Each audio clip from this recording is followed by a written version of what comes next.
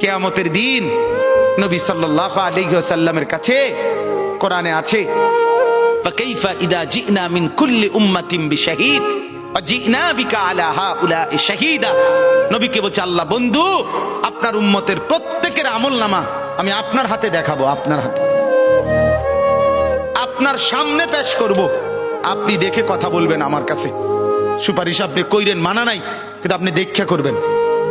রাসূলুল্লাহ সাল্লাল্লাহু আলাইহি ওয়াসাল্লাম যদি হাসরের ময়দানে এরকম আমলনামা খুলে উল্টায় আর পৃষ্ঠার পর পৃষ্ঠা দেখে ফজর নাই, জোহর নাই, আসর নাই, মাগরিব নাই, ঈশা নাই, শনিবার রবিবার, মদ জুয়া, অবৈধ উপার্জন, গান বাদ্য, নাটক, সিনেমা, জিনা, ব্যভিচার, বেহায়া, বেপর্দা সব উল্টায়।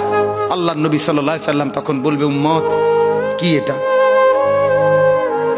উম্মত আমার 23 বছরের এত চোখের পানির কথা একবারও মনে হয় নাই? কি আনছো এটা আমারে? উম্মত তুমি জানো না আমি যে তায়েফের পাথরের আঘাতে পুরা পিঠ চালনির মতো ঝাঁঝরা বানায় ফেলছে আমার? শোনো নাই তুমি? আমারে যে উহুদের ময়দানে দান দান শহীদ করে রক্তাক্ত করছে, তুমি শোনো নাই?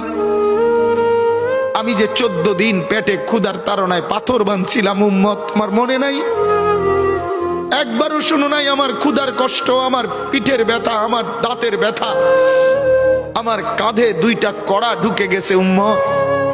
আমার ঘরে 3 মাস আল্লাহর নবীর স্ত্রী আয়েশা বলছে, আল্লাহর কসম উম্মত, নবীর স্ত্রী বলছে 3 মাস 3টা চাঁদ উঠছে ডুবছে, রাআইনা হিলালান সুম্মা হিলালান সুম্মা হিলালান, 3 চাঁদ 3 মাসে নবীর 9 জন বিবির কারো ঘরে আম্মা জান আয়েশা বলে 1 ফোঁটা চুলায় আগুন জ্বলে নাই। মা আওকাদাত ফি আবিয়াতে রাসূলিল্লাহ নারু, নবীর একজন বিবির ঘরেও আগুন জ্বলে নাই। আল্লাহর নবীর স্ত্রী আয়েশা একদিন বলছিল নবীকে পিঠে হাত বুলাইয়া, ইয়া রাসূলুল্লাহ, স্বামী আপনার পিঠ ছিদ্র ছিদ্র কেন?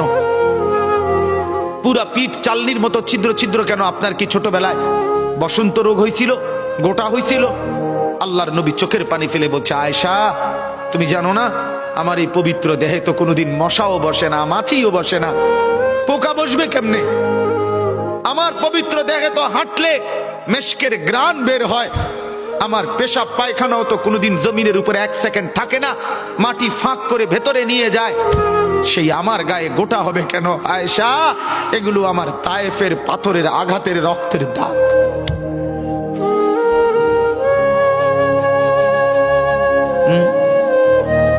হলো না বাপ? কিছুই মনে হইল না?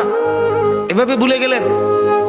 ভুলে গেলেন রাসূলুল্লাহ সাল্লাল্লাহু আলাইহি সাল্লামকে একবারও মনে হলো না? আল্লাহকে ভালোবাসেন, নবীকে ভালোবাসেন, আখিরাত চিনেন?